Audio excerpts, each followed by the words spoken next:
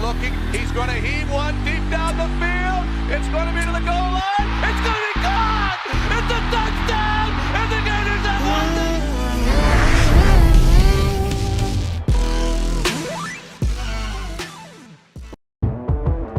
Good evening, good afternoon, ladies and gentlemen. Welcome back to an episode of High Top Sports. In the studio, my man Steve and Chad. What's going on, big dog? My man, how are you today? Good. My audio's all jacked up from this weekend. I can't hear anything. Man, we have a jam-packed show for you guys in today. We've got Florida versus BYE. It's going to be a tough one this week, and hopefully we can go 5-3 after Saturday. Lack of talent. It's been a big topic of conversation on all of the Twitter spheres and just all types of pages of, do we have enough? Is there enough? They're not enough, et cetera, et cetera. We're going to dive into that. I have some numbers to hopefully settle the debate. A little film study, obviously, Gators film breakdown does a great job, and I watched it religiously as usual. Not the offense this time, more so the defense. So we'll check that out, see how that's going to go. Does history repeat itself? I'll save that one for you. Let you guys kind of think about that one. Can the Vols last? I think everyone's kind of, the hype is here now. It feels like they've arrived. Everyone's comparing them to the 2019 LSU team. We're going to get into that. Bubba Wallace, a little NASCAR action. Got a little spicy, a little saucy.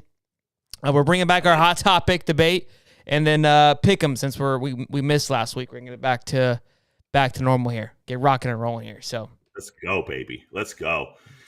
My man. So Florida versus BYE. Luckily, not BYU. Which thankfully. I think, yeah, thankfully, right? What are your thoughts on this one? Their O-line stacks up pretty well against our D-line, I think. So no. Their wide receivers look like to be, superb. They're A+ ranking over their tight ends. Their tight ends are going to tear us up. Yeah. Let's say hey to the chat, and then we'll dive into it. Mr. Nobody, what's going on, big dog? Muddy, how you doing? Fish Reef, give us Papa Stokes spill. Oh, that's part of the bye week, boys. Just settle in, buckle up. Kind of loopy. Bashay, what's up, man? Garrett, how you doing, big dog? Thanks for hopping on, man. I know you got a lot going down there and Fort Myers, so appreciate it, Bubba. JT, Johnny, Chris Sorley, Piss Missiles, hey, what's up, baby? The wifey's here. Ricky, Aaron Horn, what's going on, man? Muddy in the water. Yep, we got Travis, Johnny, TK Gator Nation. What's going on, boys and girls? Sportsy, good to see you, man. It's been a minute. Fighting Gator, Ed DePriest, Daniel Hollis. What's up, big dog? Welcome to the stream. Scott, Hydro Pup. Got a little Litterus in here. Adrian, Litterus. Hide your kids, hide your wives, baby. There's Litterus in the chat. Oh, no. Sawyer Cash, what's up, big dog? How you doing, man? All right, boys and girls. Dom said he's still number one. Just wanted to let us know. He did. He took an L this week in fantasy football, but he is still number one because nobody he is beat still that number guy. one. I don't know. I saw something that he dropped in the Discord that looked like he won 137 to 125. It looked a little altered, but I'm not going to say that he took the L. That's all that matters. So, Papa Stokes called me yesterday. Yeah, he called me yesterday with a little chat. We are friends on Facebook now, which is, I'm pretty pumped about that. So that's a W for this week. But a lot of good news, a lot of things that obviously I can't talk about. He gave me a little bit of dirt and then left me kind of hanging there too. But all in all, we thought it was a great visit. He obviously enjoyed it. Got to know the players that were there, their family a little bit more, see the insight on that. The hype around this weekend was Russaw and what he loved to see, and that's just coming from Russaw, and people are posting what he said. Like, he enjoyed the atmosphere. He said it's the nicest dorms that he's been to. Kind of a cool little nod there.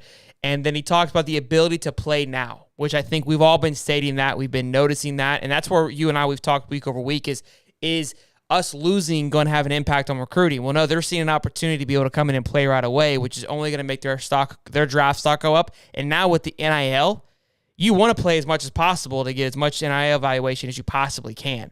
So I think that's massive. He said Russo had a great time. I mean, he said that they kind of really hit it off. Him and Marcus really kind of clicked and had a great time. So that was good news from Papa Stokes on that as well. He sent me a few pictures, obviously, while he was there, kind of just him hanging out. Marcus obviously got some cool flicks But all in all, it was a great experience. The energy is still there. He says the way that things are just kind of just clicking between everybody is bought in. He talked about that. All the coaches are bought in. And they even said, he says some coaches even said, yeah, there's still some guys that aren't bought in. And look, that's going to happen, and we expect that. They're not bought into the Billy train. So, but all the coaches, he's like, everyone's on the same page. The communication line's the exact same. So, look, from a parent perspective, great news. Everything sounds really good. So, I was excited to hear all that, and excited to hear a little bit of the juice too. Again, I can't say too much. He said, keep my eyes open. Didn't give me a date or a name, or no, I might have got a name. I just can't. I can't. I didn't give it, and it was somebody that was there, not necessarily on the. I can't remember if there was an official visit for this person, but he did say it looks pretty good for this person. Obviously, I have to keep it hush-hush, but you guys can kind of figure that out on the name. And again, I don't know the date. He didn't give me a date. In the water at this point. Yeah, I wish it was Sharks figure it out. It wasn't Kermani either. So let's not even get into that, because obviously Kermani just announced that he's going to be committed on the 27th, which is just days before the Florida-Georgia. Could that be just a coincidence? I think not. I did want to say someone else I saw. They tagged at Hayes Fawcett for one of these days. I don't know if it was them kind of saying like, "Hey, we're coming." He was at the Florida game this weekend. I can't think of his name at the moment, but all in all, it was good. Look, I see you guys in the chat. We'll talk about that during the bye week. Are we landing Kermani? Everything's signs are pointing to the yes. Guys, come on, guys.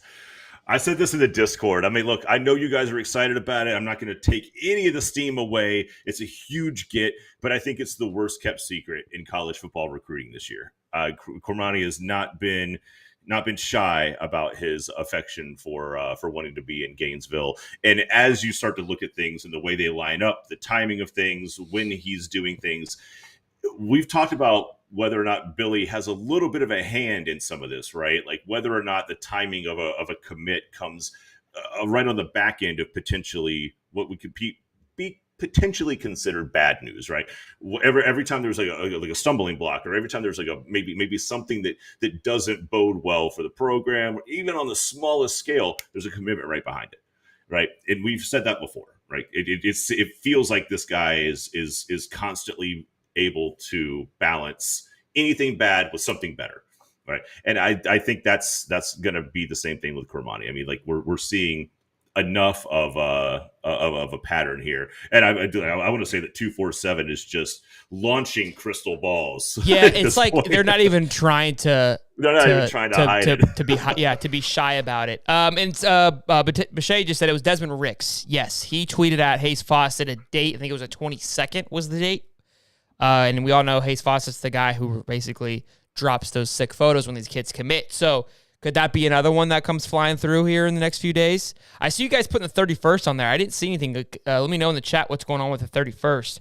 I believe, if I'm not mistaken, I mean, don't quote me on this one, but I heard that Kermani's not going to visit BAMA, which I don't know what that means. Could again, kind of just point. Maybe it's because he's not interested anymore. You know what I mean? Like, yeah, Connor said he canceled his official visit to Bama and announced his commit date following a tough loss for Florida. So, look, all things point to yes. I mean, we've been heavy in that basket for a while now.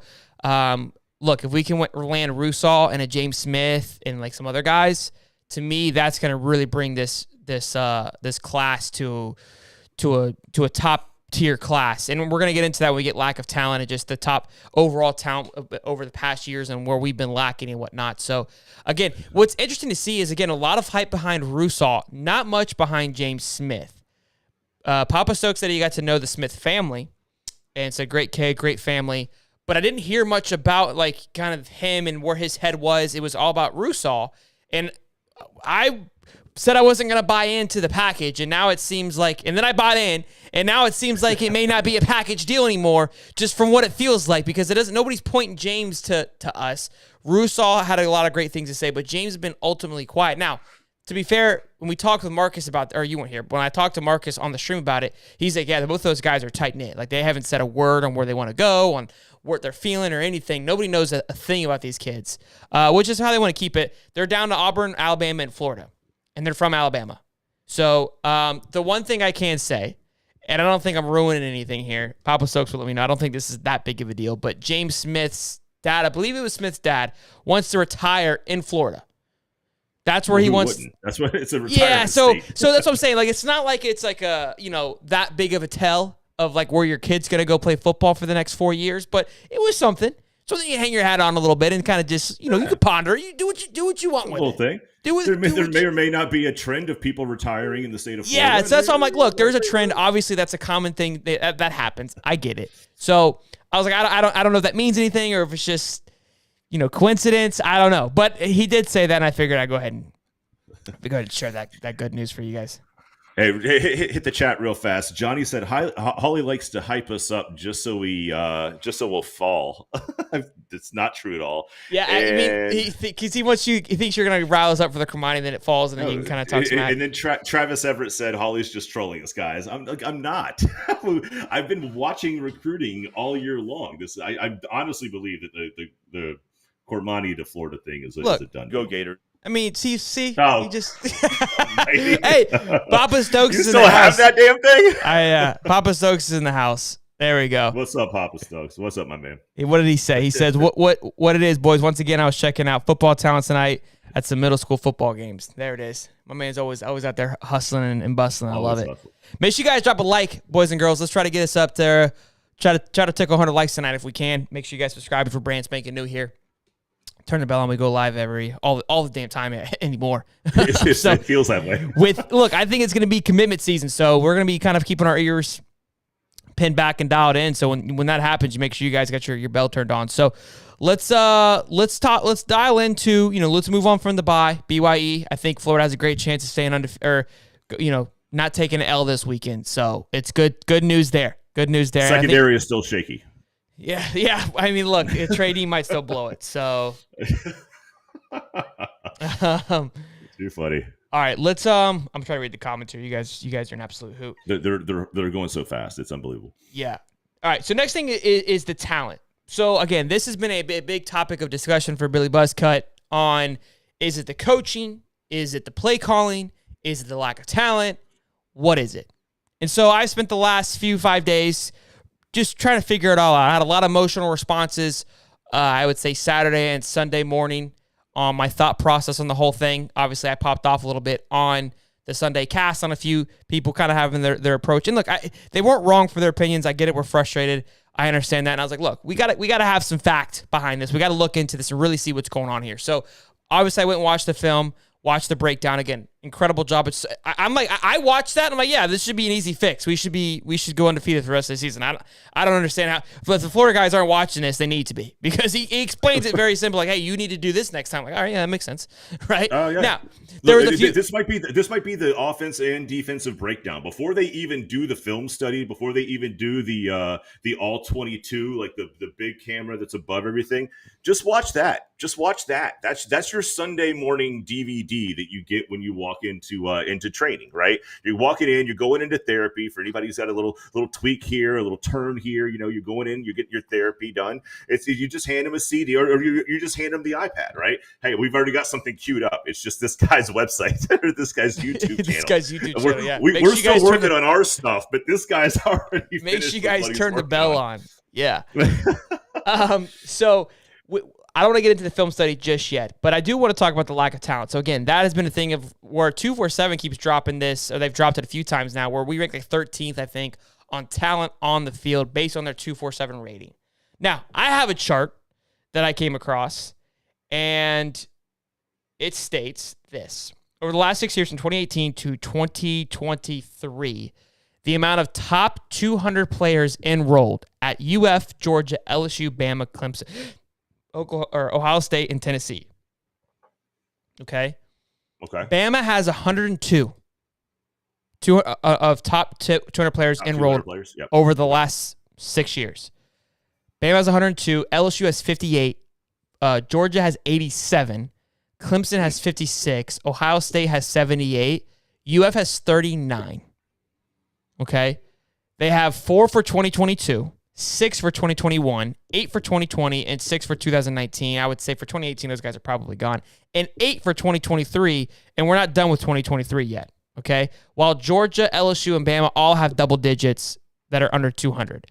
So that's on the massive. And I also have Tennessee's numbers here, which I'm going to save for when we talk about can the Vols last. I'm going to save their numbers for later. But the reason I bring that up is because that's a pretty big deficit and lack of talent, of top-tier talent. And that was what I was mentioning on Sunday of like, look, sure, there's a lot of four-star guys. Anthony Richardson, point being, was a four-star guy. I think we can all say, like, as at the moment, we're not getting what we were intentionally anticipating before that, right? That's number one. Number two, like the Gervon, the Ventrell Millers, all these guys, they're part of that class as well. Ventrell, I think, is worth every penny. But these other guys, I'm not quite bought in yet on the talent. And that's where the film study comes in, where I was watching these guys. And look, there's a lot of times they're in the right place. The right call was played. And there was times where LSU beat us 100%. But there was plenty of times where the call was made properly. It was where, now, this is where the lack of talent. Where execution fails, yeah. Yeah, execution fails. And that's where the lack of talent / coaching comes into play. And this supports my argument of guys being bought in and Billy's guys versus non-Billy guys, okay? So now you've got, I addressed the talent in the room of, okay, well, there is definitely, in comparison, there is a lack of talent on higher tier, okay? But let's take it one step further. Now, I will agree on, going back to, hey, these are Billy's guys. So if I'm watching the film and I'm seeing the lack of execution on Mullen's guys, could that be just look like they're not bought in, they're not believing in the system? I like to call it, we call it and I've talked about it before in our triathlon group, is athletic arrogance. When you feel that I don't need to study, I don't need to train, I know that I'm an absolute freak of nature and I can just show up and do the job based on my athletic ability, meaning athletic arrogance, right? Nothing else matters. I'm going to get it done. And when you're watching that, it's those guys thinking like, I'm going to beat this receiver. I can throw everything out the window, which tells me to do this and that, right? The book says follow this. No, I'm going to do this because I know I can do this. Yeah, that's where that break comes into play of Billy's guys versus Mullen guys. Okay, if that's Billy's guys that are bought into the system, they trust the process, they trust the coaching, they trust the schemes, they're going to do what's being told versus thinking like, I have to go out there and do it myself. Right. So, and I see where you're coming from a little bit, and don't get me wrong, I'm not completely discounting what you're saying. And if I'm a Florida fan, I'm watching it and I'm looking at, guys who just don't look like they're buying into the system. However, there's also a little bit of, this is also their first year in this defensive system. And as a defensive player, you do operate more so than the offensive side. The offensive side, you count your steps. A wide receiver knows his steps to know where he's going to make his cut, where he's going to make his move, those type of things. A defensive player, for the most part, has his back to what's happening behind him, right? Like he's got his back to the play a lot of times. It's instinct. And right now, I don't know if the players that Billy has are instinctive on the defensive side with the new system. I don't believe it's completely that they're arrogant. I believe that there's some point in a football play where if you don't trust your eyes and you're not sure where to be, you're going to go with your instinct. Sure. And their instinct right now is to go back to maybe what they were taught last year or what they were taught for the last 3 years. Well, so what I mean by arrogant, I don't mean necessarily a negative thing too, right? You need to have that. Oh, no. What? Oh, boy. I'll get to It's happening again. Oh, we get spammed? Oh, yeah. Oh, well, if anybody wants to be a... Jesus. No,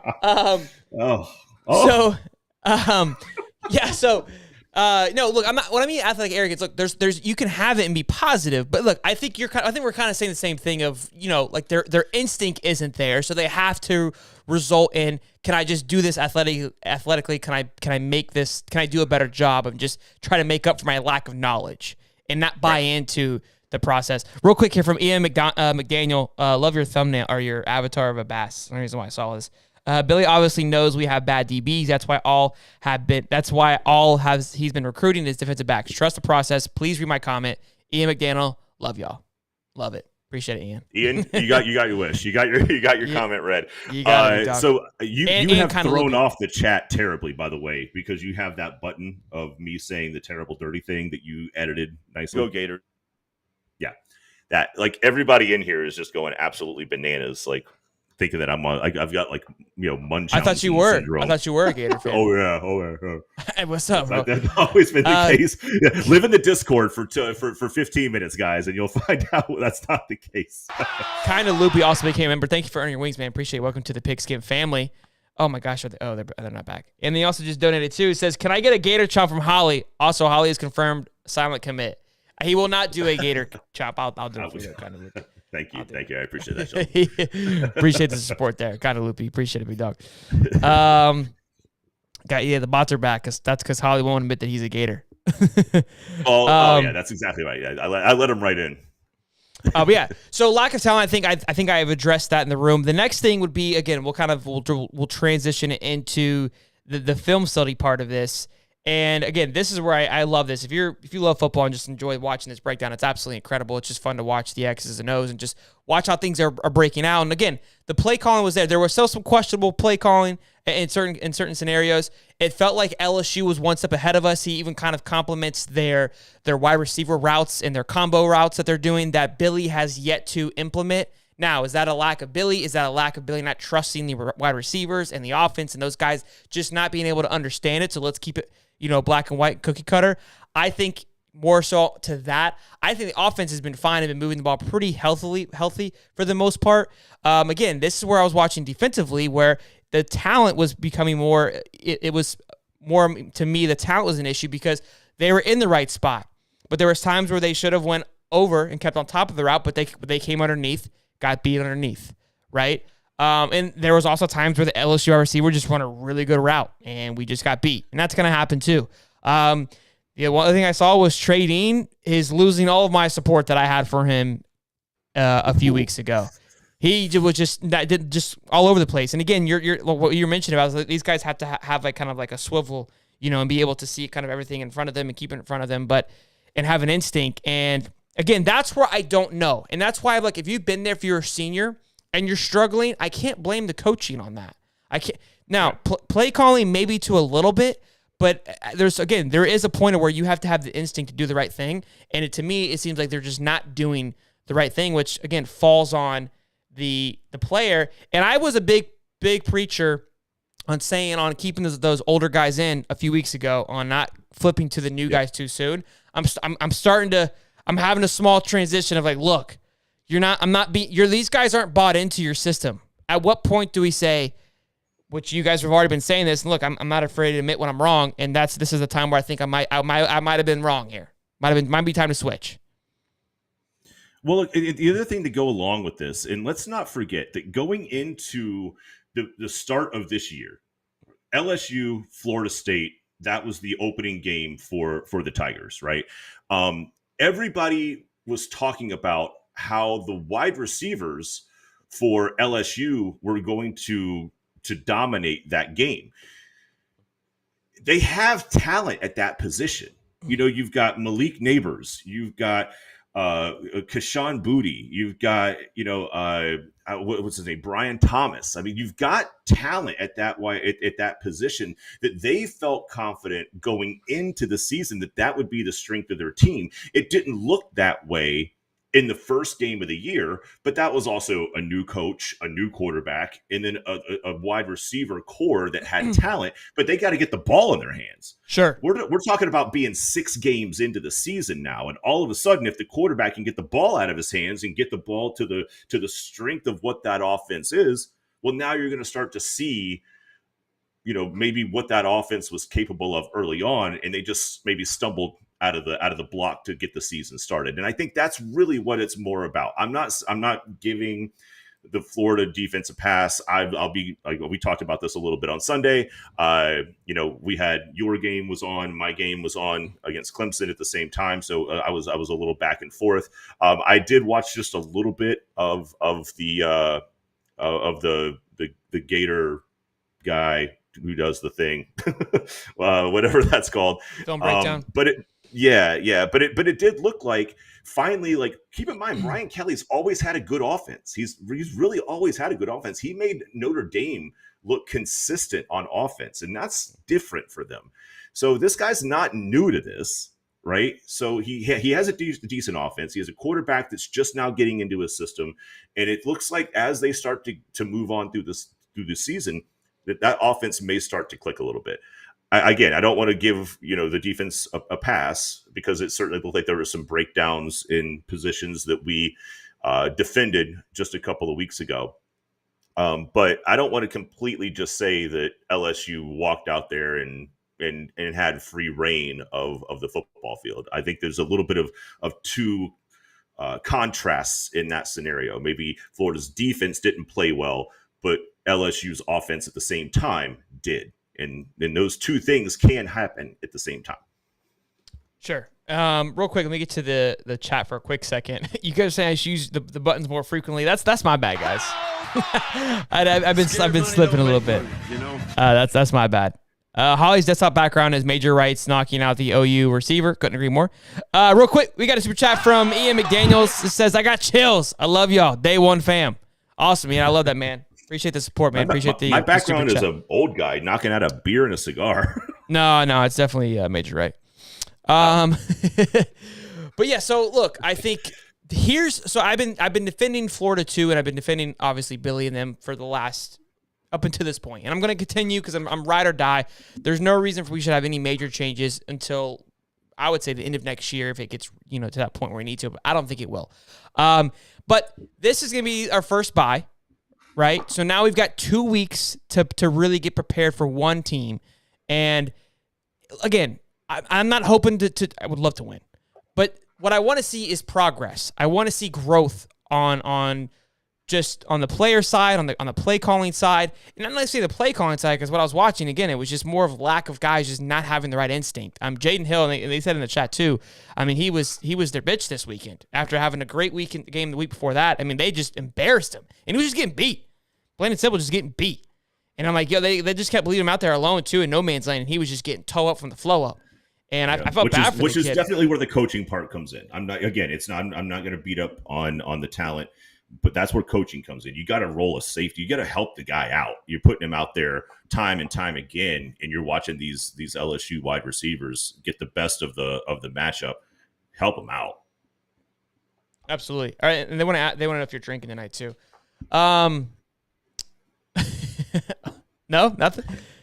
Let me see here.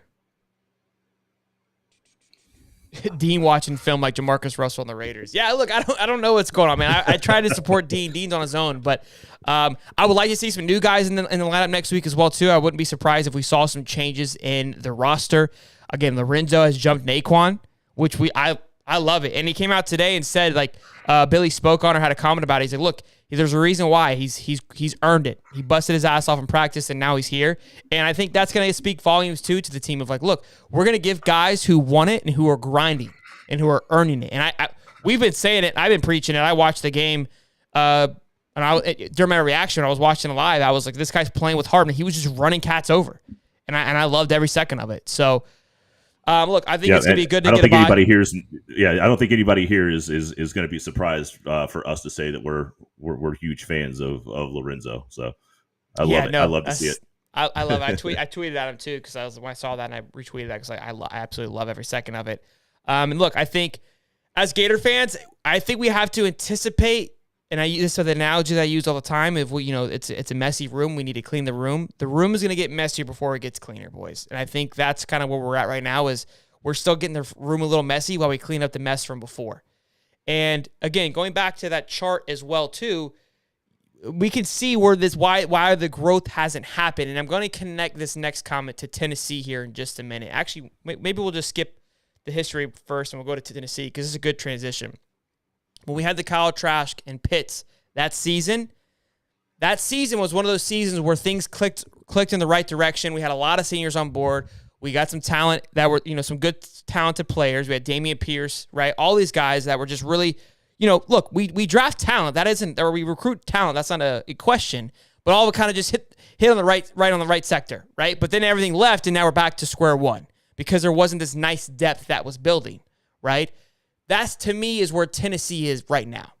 They have hit a perfect just scenario where everybody has kind of been working, grinding. They've lost. They've sucked for so long. And now They've got a transfer quarterback who's a senior. They've got a senior junior running back, a couple senior wide receivers. Everything's clicking in place. And teams, you're going to have teams that are like this. That's just the way the cookie crumbles. To that, I don't think they last because of that. Okay, and here's my reason why.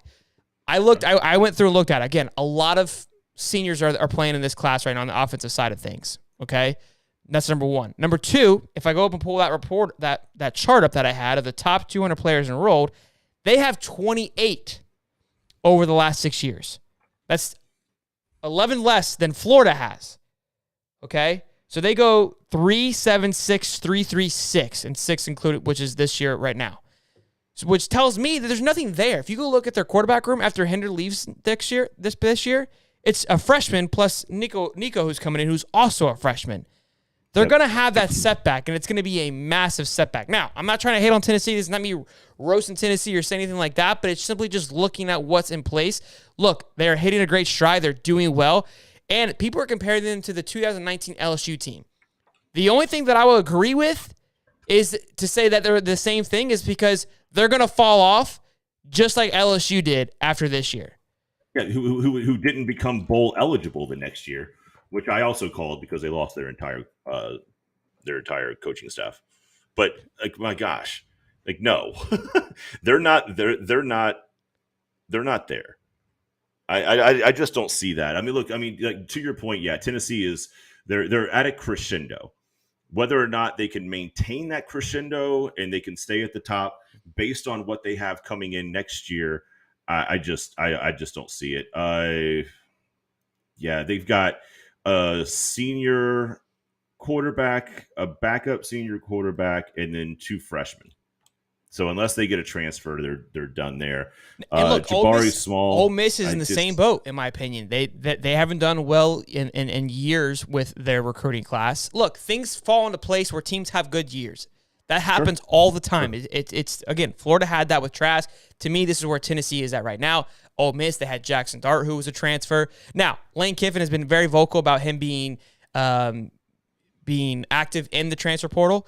And Josh Heupel could be the same for Tennessee. But as of now, I don't see this translating into a year of success. If you go back and look at Georgia's championship last year has been in the works for the last 5 years prior to this.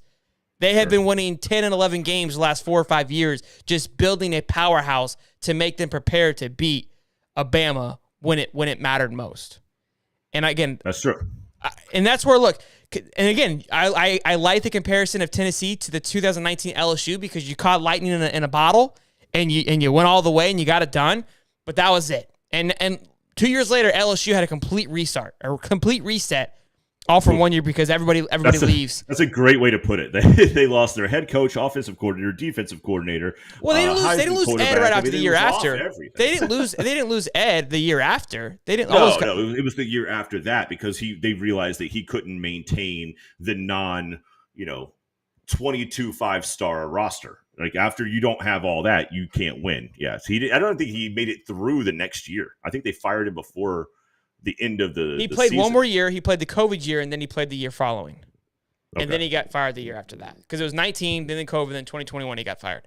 Which is it was crazy to me too, but it's like, again, like you said, like, oh, well, this isn't a sustainable plan of just, you got a lot of studs, everything worked out, you got lightning in a bottle where all these things kind of figured out. You got a great transfer quarterback in Joey Burrow. Boom, it happened. That's where I think Tennessee is at. I think Ole Miss is there.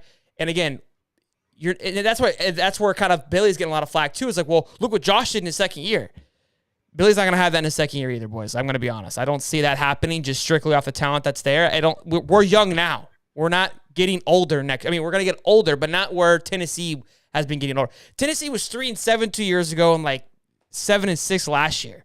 So Josh doesn't come in and just, you know what I mean? Like there's more to it than just that. And I think Hendon Hooker's a really good quarterback, and it should be up for the conversation. And you have it later on, so I'm not going to get ahead of myself. About it, yeah. Sorry, we'll talk about it. The one thing I will say about Heupel is, look, he took over a UCF team that Scott Frost had built.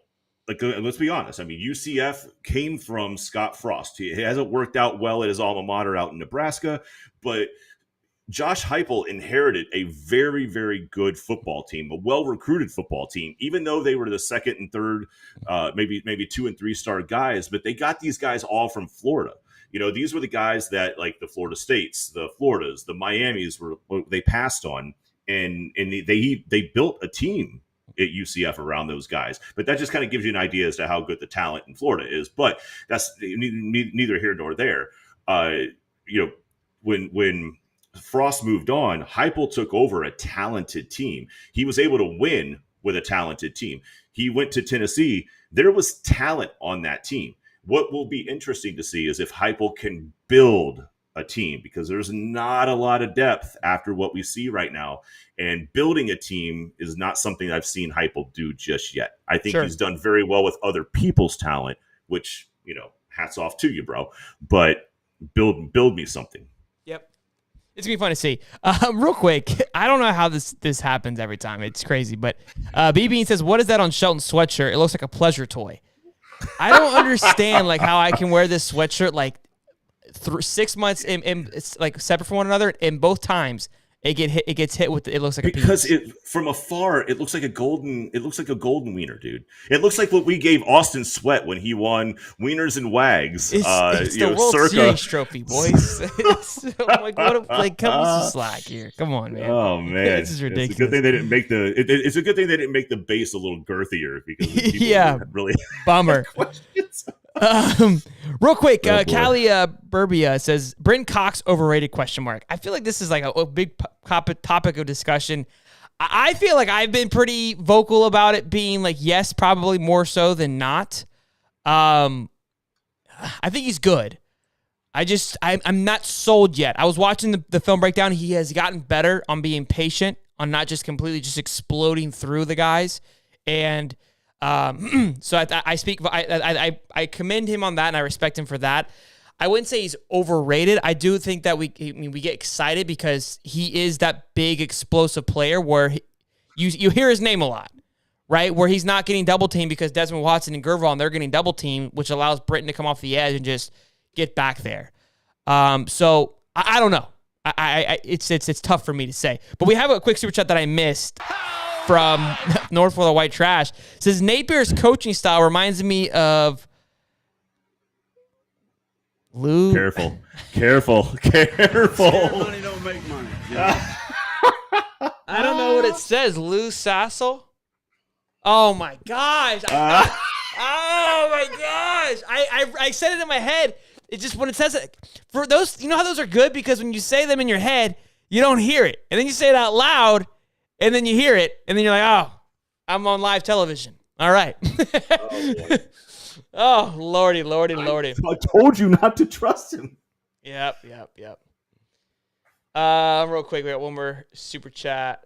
Muddy has a great question, too. Hold on. What did he say? It says, who would you rather win the championship this year, Tennessee or Georgia? Would you root for the other team or stick with the SEC? I don't want my rivals winning a championship. So I would definitely choose the SEC every single time. And I would choose Georgia over Tennessee. I've already been kind of berated for me saying, I've I don't mind cheering for Georgia because it's an Atlanta team, but I wouldn't. Tennessee almost burned down their town from beating Bama. I don't want to see what they would do if they won the whole damn thing. Oh, they're not ready for that yet. They have, they haven't had enough consistency of being close and being let down, being close, being let down. Like, you can't go from doormat to champion that fast and expect that these guys aren't just gonna go West Virginia style and just set their couches on fire. My gosh. Bro, do you see the amount of comments about it's hilarious, my man. Dominic says, is that a pick on your shirt? You guys, what are we doing? The World Series of Johnny Sins.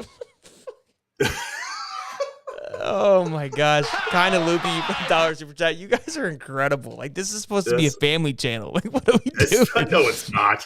I'm just kidding. Oh my goodness. I don't even know where it's a piss missile. Thank you, Ed. Thank you, Ed. That's exactly what it is. That's why we go on. Hey, like even television shows after 9 o'clock. We're talking about Cox after the pickle conversation. Oh my Lord, this is incredible.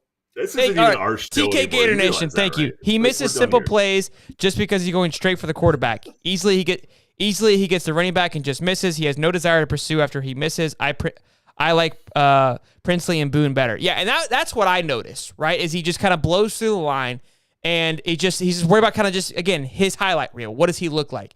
Another play that I saw where Trey Dean frustrated me is it was his job to come in and blitz. Great play calling.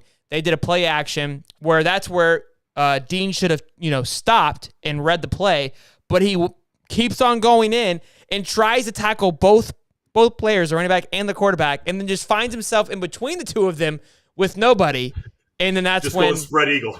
And they score. Fall. And like that's a player. That's athletic arrogance. You thought you were going to tackle both of them. One arm, tackle both of them. When I saw that, that's what made me think of the athletic arrogance. So that makes sense. My gosh. These people have taken the show off the rails. It's hilarious to me. Yeah. Oh, as always. Make sure you guys drop a like just for the fact that we were just taking a beating. Before we get into does history repeat itself? Muddy says, did you see this though, Steve? Where the Bama wide receiver hits a chick? He had two people actually. Yeah. Not only him. Who was the?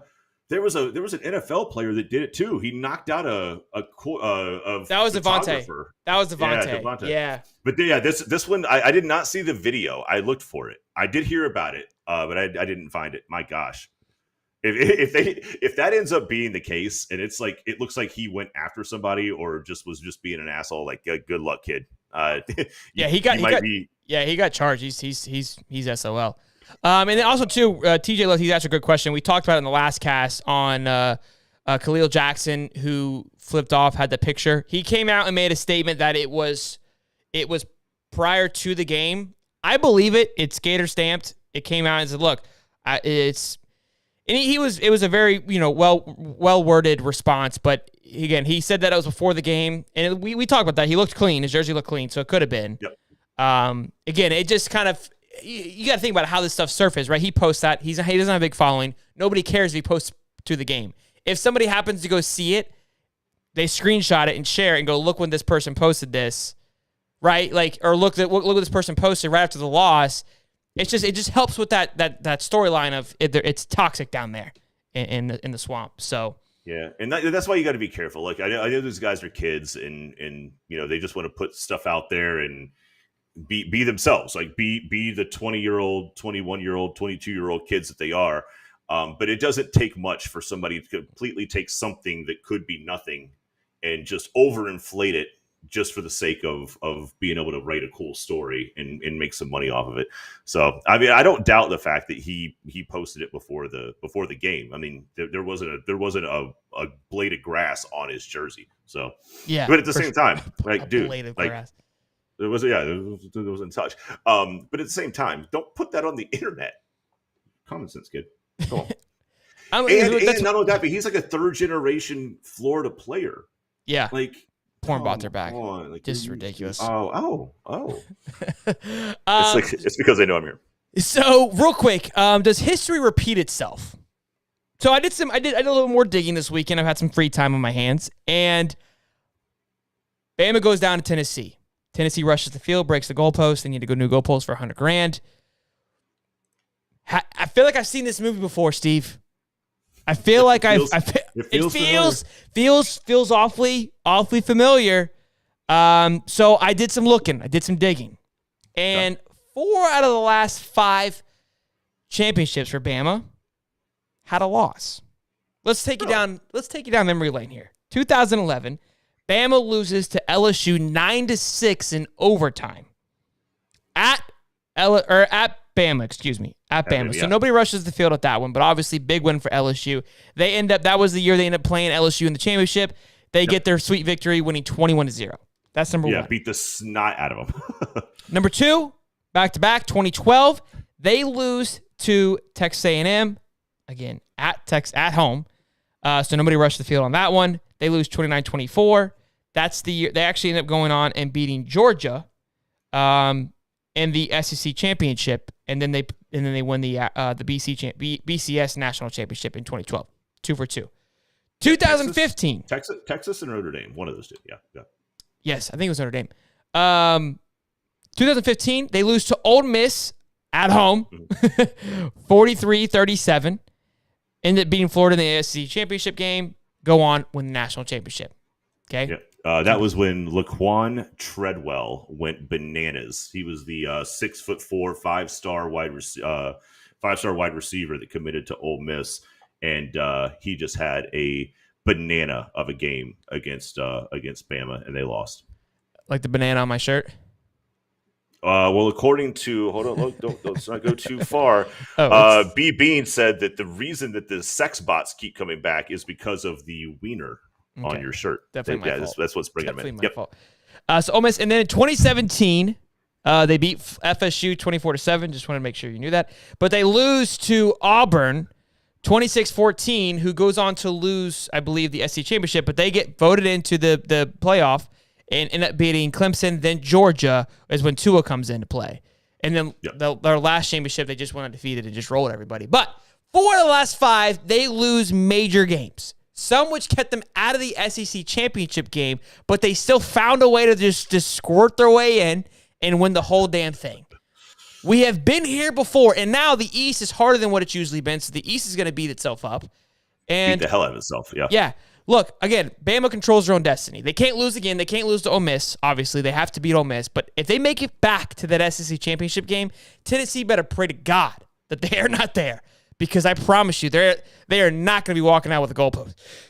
Okay? They're going to be walking out with their heads down low and possibly a chance of making the college football playoffs depleted.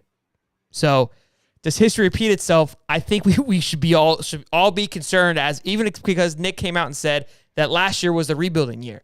He fully believes that this team is the team to get it done. Yeah, look, gosh, it feels like any opportunity that they can do to get Alabama in, they have. They're gonna, that's my point. They're always gonna get the nod. They're always, they're gonna get it because of their history and their success, right? That they're especially the most recent success, which I understand. There were times when the playoff, didn't exist, and Florida State had a great run of 14 years of being in the top 5. And if it came down to, us being in the top 2 for the national championship versus maybe like a Colorado that snuck in there like a couple years back or somebody like that, we would always get the nudge above them. I mean, we just got the benefit of doubt based on, just our prior history. And I think that's a lot of what's happening with Alabama. Look, Alabama still hasn't played LSU. They still have to play Mississippi, which we'll talk about here in a little bit. They don't have the easiest run to get there. If they lose another game, they're out. But that's the thing.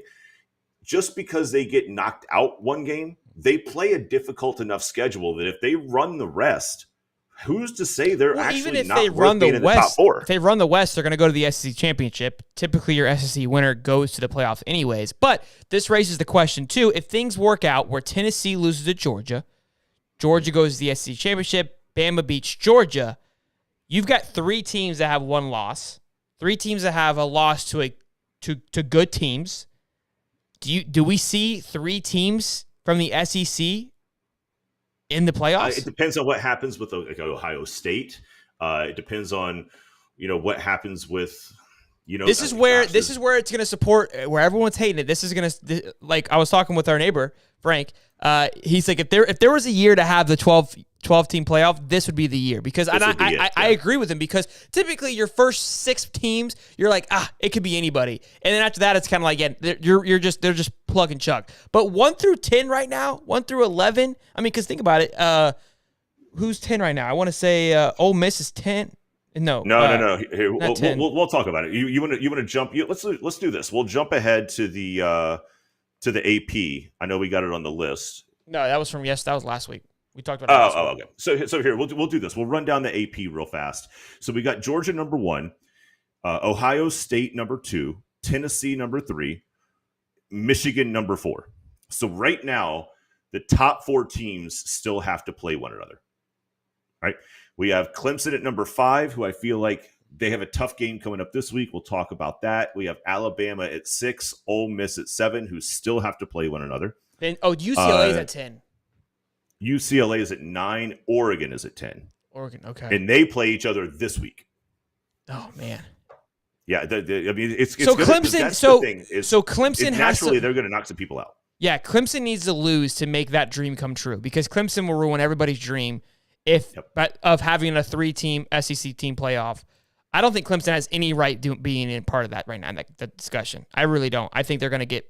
I think Michigan, Clemson, Tennessee, Georgia, and Bama and Ole Miss are all better than Clemson right now, in my opinion. Now, could Clemson get it going and can prove me wrong 100%? I'm just not bought in right now that they are a top 5 team at the moment. They haven't proven to me that they are. They squeaked by everybody they've played for the most part. I mean, they kind of beat Florida State, but I think Florida State could have won that game still, even though they lost. I still think look, I mean, we had as many great plays as we had bad plays, and they just took advantage of our bad plays. Luke they didn't look significantly better than us. They just won the game by what, 8, 7, something like that. If not, it was like 31-17. I thought no, it was like a 6-point win over Florida State. Yeah. Oh, okay. Luke Self has a good point too. He says Ole Miss can be 11-1 in that scenario as well too. That's another good point. That's going to be now. The only thing I think holding Ole Miss back is their wins. They don't have as many as big wins as those other teams that I just mentioned. But another thing too is Johnny says SEC runs college football. You and I, we have this conversation, this argument all the time. I don't think you have a leg to stand on right now at the moment, because look, the SEC is getting disgustingly good. Disgustingly good. I mean, if Tennessee, I just kind of roasted Tennessee. Don't think they're going to be there. But Kentucky looks to kind of be finding a stride of being a healthy team year in and year out. Georgia obviously seems to be making a stand. Bama obviously is Bama. Ole Miss, Lane Kiffin, they're finding their stride. Now, could it be just lightning in a bottle? I don't know. Florida, we're hoping we're on the train of getting back to normal. So if Florida can get back to what we know Florida can be, that's going to be scary. Auburn, I feel like, is just kind of like that school that's just waiting for somebody to give it some love, so they could get nasty. So they really are starting to take over now. Ohio State and Michigan, the boys, they're always going to do their thing up north, but they knock each other out. They're constantly just going to knock each other out and not allow one of them to be even in the Big Ten championship, and that's really what the SEC is looking at. So you got Georgia, Tennessee, and that's it on the East. So one of those two heavyweights in the top 3 are going to take the other one out. And I think right now the East is significantly stronger than the West, at least on the consistency side of things. Bama's been consistent. Ole Miss is coming up, and I think they can stay consistent. But Georgia's been there for a while. I think Tennessee is going to be kind of hit or miss. Not so on Tennessee yet. I think it's still going to be an Alabama, Georgia, East and West battle year after year, at least for the foreseeable future. I mean, look, I'm not saying that Florida doesn't have a chance to get back into that conversation regularly, but they're going to have to be in the top 25, 2-3 years in a row. And right now, they're not even in the receiving votes category. Sure. But so it's gonna look. I hope they're in an uncomfortable position. I feel like it always works itself out where they're not having to be. This should be a hair on fire situation. Yeah, but look, if Clemson goes out, they're going to be in. I think the winner of the Big Ten is going to be a spot. So you've got 2 spots already kind of locked, in my opinion. And then it's going to come down to it's going to be 2 SEC teams again. We could see a two SEC team championship or final. Yeah, college football championship. Yeah, I definitely don't see a Pac team getting in. But if UCLA goes undefeated, I'm telling you, it's going to be a dumpster fire. If UCLA goes undefeated, and I have my pick. I still got a pick for Texas. If Texas wins out, you get a 2-loss Texas. So if you got a 2-loss Texas, let's just hypothetical here. You got a 2-loss Texas, right? And let's say everything else kind of works itself out, and a 2-loss Texas and a 1-loss Bama, but an SEC. That wouldn't work. They would have to win the SEC. Okay, so a Bama that wins the SEC championship, but they have 1 loss, and a Big 12 champion in Texas with 2 losses, the one being to Bama. I think obviously everyone's going to say Bama, but you got a case for Texas there. Now, if you got that spot open and Bama has one loss without an SEC championship, which wouldn't work. But then that brings up the question of, okay, so let's say it's Bama, Georgia in the SEC. In the championship, right? Bama beats Georgia, but that's Georgia's only loss. Okay, there we go. That's a better example. You're taking two SEC. So are you going to take a one-loss Georgia with no conference title, or who lost to Bama, or a conference champion in Texas with two losses, and one of those losses being to Bama as well? To Bama, right? Yeah, who gets it? That's that. But that means that Texas has to significantly make moves on their overall ranking. Right now, they're 20th, and their second loss. If they win out, that means if they win out, that means they beat TCU, who's undefeated. That's going to give them 5 or 6 spots. They play Kansas, I believe. They have to play Baylor, who's not ranked, and they got to play one more ranked team in just this amount of time. And they've got a stretch of good teams coming up, which is going to make them just again look even better. I'm riding this Texas train because I think it would be so sick to see them back in it. But again, a lot has to happen. I was going to say, you're still talking about having a one-loss Bama, a one-loss Georgia, if that plays out, versus a 2-loss Texas. And then you've still got to figure out what you're going to do with Ohio State and Michigan, because there's Can we stop with this mental masturbation? This will not be an SEC. Look, it's bye week, boys. Like, give us a break. You know what I'm saying?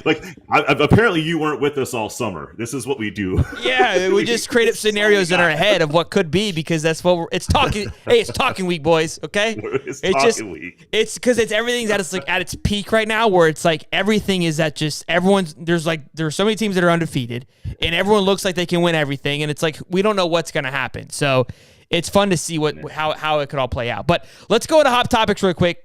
Steve's got a few fun ones. Again, these are more of a just like a what if situation, so you guys will enjoy this. We're just going to fire these puppies off. We'll do maybe 30 seconds each. Shelton, I'll let you take the first one. Hendon Hooker, is he the Heisman winner if Tennessee stays consistent? I don't have the timer, but I'll let you know. Okay. If they stay consistent, I don't see why he wouldn't be. Bryce Young obviously has been in the conversation, but I think Bryce is going to slowly drift away out of that conversation.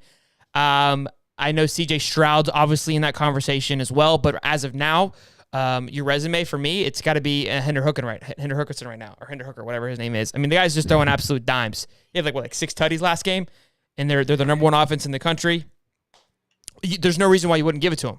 I mean, this is what you expected Bryce Young to do. And this guy's doing exactly what everyone thought Bryce was going to do and why Bryce was going to win, except Hooker's doing it. So I think Hooker's actually doing it, yeah. And Brycey looks a little slow. Look, as long as CJ Stroud keeps doing what CJ Stroud does, I think he's the head on for the Heisman. I would right now, I would put Hendon Hooker at number 2. So just to be on the opposite side of the spectrum with you, I would say that Stroud is our guy. Now, look, it only takes one loss for Ohio State and Tennessee to run the table for me to change my opinion very fast. But the fact that Hendon Hooker has come in and just played out of his mind, I would say hair on fire, but I don't know if he has any hair. But yeah, I think Hendon Hooker has got a top 3 chance at the Heisman. It depends on what Stroud does. If Stroud stays the way he is and playing the way he is, I think that he's the guy. But I would not take Hendon Hooker out of the equation there. All right. I like it. Let's see here. I'm gonna throw the top 4 playoff teams and what I think they'll look like. You tell me. Are we doing a halfway point for the new top Final Four college playoffs? Is that what we're doing here? I think we have to. I think we both had a couple in there. Texas A&M was clearly not gonna make it. Who was on my side? I think I had Baylor, I think, and USC. Baylor, yeah. All right, so we're gonna throw out our top 4 teams that we think right now end up in the college football playoff. I'll go with my 4 to start. I'm gonna go Ohio State, Tennessee, Michigan. Okay. And I'll go, I'm going to go Alabama. I think we're going to see I think we're going to see 2 teams from each conference, because if they get to the top 4 and the only teams they lose to are each other, I feel like that could happen. Okay. Ohio State, Tennessee. Yep. I say Ohio State. Okay. I say Bama. Right. Tennessee. Oof. I want to say Clemson, but I don't want to say Clemson because I feel like they're going to choke. They're going to sneak in. I'm going to say they're Clemson. They're going to be the Oklahoma of the playoffs. Yeah, you're like, where the hell they come from? Oklahoma gets in there. Yeah, Oklahoma's there every year. You're like, oh great, Oklahoma's in again, and they just got the snot kicked out. They're not the Clemson of Clemson Pass. Real quick, we got a super chat Scared money from don't make Big money, Shot you know? Pin. Says, I hope the entire UGA team experiences explosive diarrhea next Saturday. We need the upper hand. Thanks for the hard work, boys. Gators for life. I love it. I love it. All right, so I'm going to throw this one at you, considering what we just discussed. Does Ole Miss have a shot at the SEC West? I mean, well, duh. Like, what do you mean? Well, I mean, when I look, it comes down to they can beat Bama, but then do they stay consistent? Is it like a Tennessee thing? Like, Tennessee feels like they're power balling right now. I don't feel like Ole Miss is that strong. I don't think they're on the Ole Miss level, but they still got to play some big teams. Yeah, I don't think so. The Kentucky win was big for them, big for their confidence. Again, I've been saying Kentucky's been dog water since the beginning of time, so I don't think that was that big of a win. Who'd they roll this past weekend? Banter? No. So who'd they roll? Oh no, they beat South Carolina. Oh, it was a better team than Was that. it Mississippi State? Was it Mississippi State?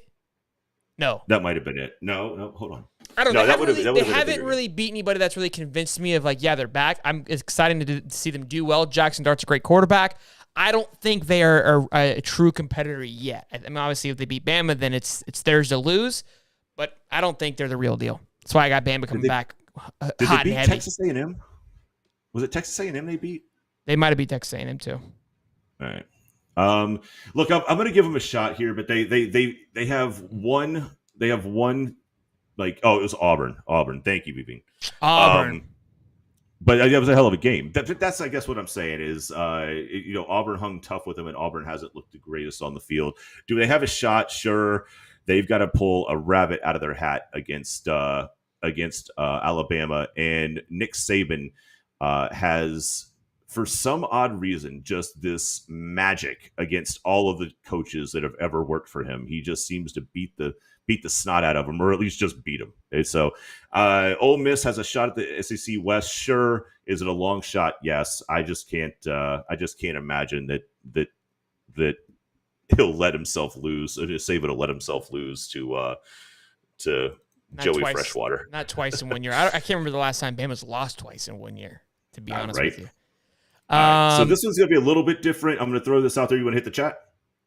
No, go ahead. I didn't know we have one more. All right. Go ahead. All right, so we got one more. So who had a worse loss last week? Notre Dame losing to a 2-4 Stanford team, or USC blowing a 28-14 lead against Utah? That's easy. Notre Dame, right?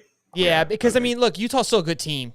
I mean, again, it's a rough blow, but they weren't like a slouch of a team. I mean, technically Tennessee blew a pretty big lead against Bama. I mean, they won, but I don't consider that loss that bad as Notre Dame just completely falling off the map and losing to Stanford. Yeah, just gone. I think we're greatly underestimating how good Brian Kelly was as a coach at Notre Dame. Telling me, dude. I mean, maybe this was the perfect storm for Brian Kelly to leave. Maybe he evaluated the roster and said, "Hey, I'm on a high right now. My value is at a max. LSU wants me. I can transition, because if I come back to this roster next year, maybe I don't look so hot.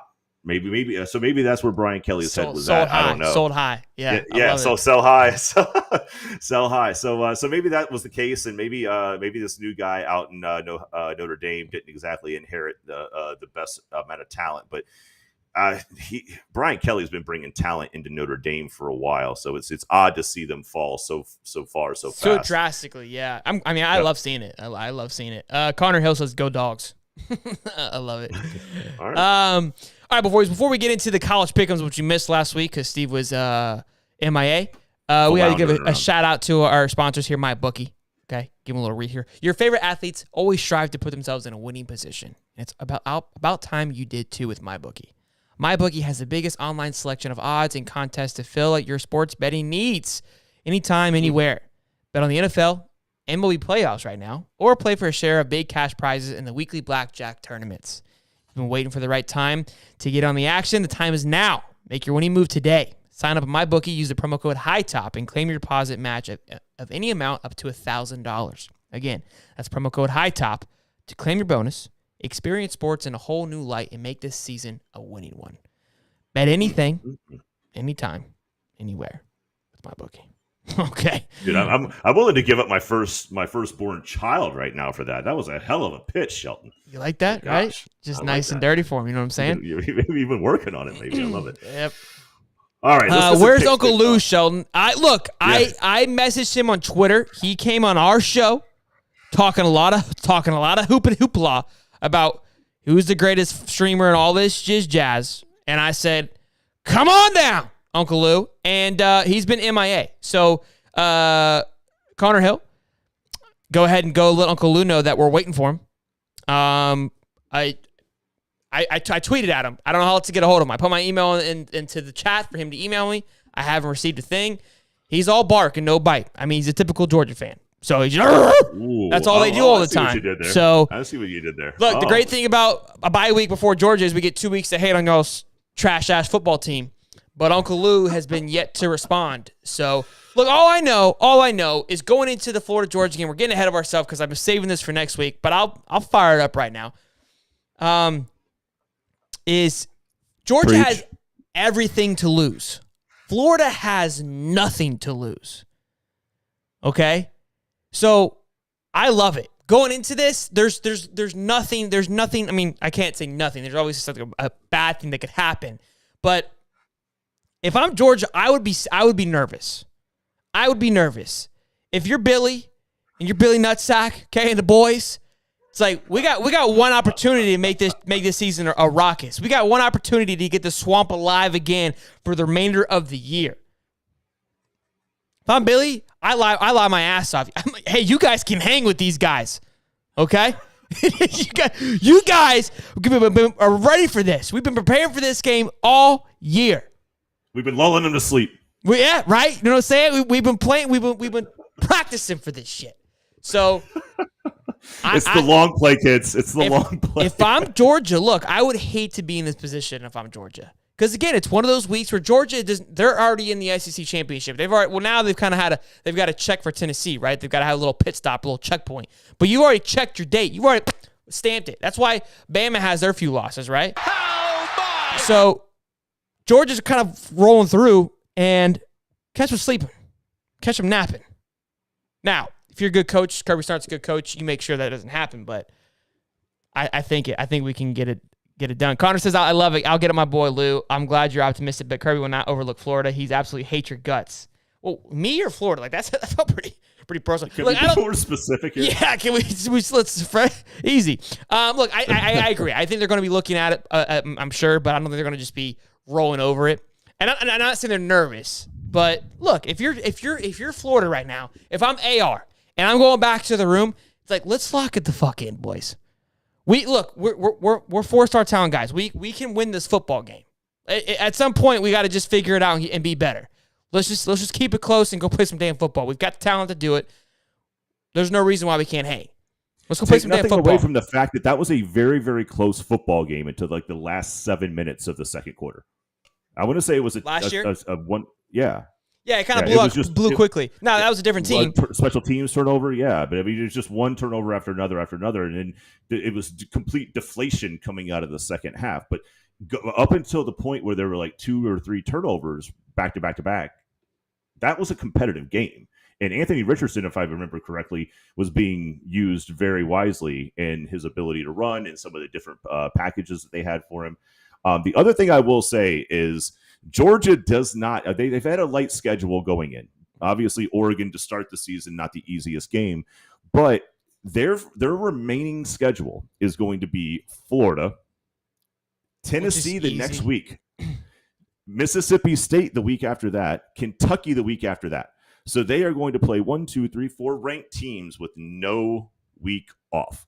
Georgia, Florida, Georgia, Tennessee, Georgia, Mississippi State, Georgia, Kentucky. No week off.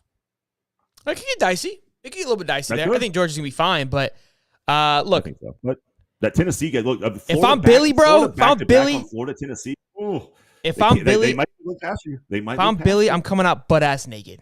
And just like, let's ride, boys. Let's get it done. All right, let's get into pick'ems. Let's go, Steve. Hit me with it. Oh, all right. Gosh, you threw me off my game with the.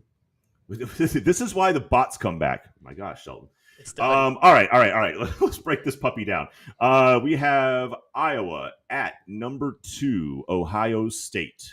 Noon kickoff on the lovely Fox Network, which does a great job at covering college sports. Iowa at Ohio State. Ohio State is giving 29 points. Give it to me. Give me Ohio State. Rolls. I'll give you that all day, and I will agree with you because Iowa rocked Ohio State not too long back, and I think that Ohio State remembers those type of things. I think this is going to be one of the sneaky good games this week, and it was a game that if you looked at it going in, I have no more belief in Iowa. They piss me off, but no. No. I'm moving on to the next game. game. Sorry. Go ahead. Sorry. Golly. My bad. So, no. If you looked at this game on the schedule going into the season, it's just another laugher. It's another 50-point blowout. Number 14, undefeated Syracuse at number 5, Clemson. Also a 12 o'clock game. I can definitely tell you I'll be watching that one over the Iowa-Ohio State game. Syracuse at Clemson. Clemson giving 12.5. I'll take Syracuse. Ooh, I like it. At Clemson, gosh, that Syracuse offense is so weird. But they just played us. They don't get a week off. I'll take Clemson to stay consistent at home. I think they're going to bounce back. I think money don't make money, you know. How about them Gators? Just firing the chat up. Yeah, it's good. They're good for that. All right. Let's go to a less exciting game, but in the top 25, we've got number 21, Cincinnati at SMU. Also a 12 o'clock game. They don't even know where they're going to play it. It's to be decided or where they're going to cover it. Let's see. Cincinnati is favored by 3. Give me Cincy. Easy. Cincy. Yeah, I don't know anything about SMU other than they've never been worth a crap since the death penalty. They were paying. That's all I know about them. Yeah, everything. We got a good one here in the Big 12. Number 20 Texas, your Cinderella team there, Sheldon. At thank you. Number 11 Oklahoma State. Number 20 Texas. That was Oklahoma the other State. one. That was the other game I couldn't remember. Yep. Texas, even on the road, is favored by 4.5. God, that's a tough one. I'm gonna say give me Texas. You want that Texas? Yeah, I want. I'm gonna put it in there as Texas. I'm gonna say actually that OK State wins outright. I don't even think they need the 4 points, so I'm gonna go OK State. Now I'm not saying I'm taking him. I'm not if they lose. I know. Yeah. Well, you try to play these games. All right, so it leads us to another game that's gonna be difficult for me to pick since it's me. Number 7, Ole Miss at LSU. Yeah.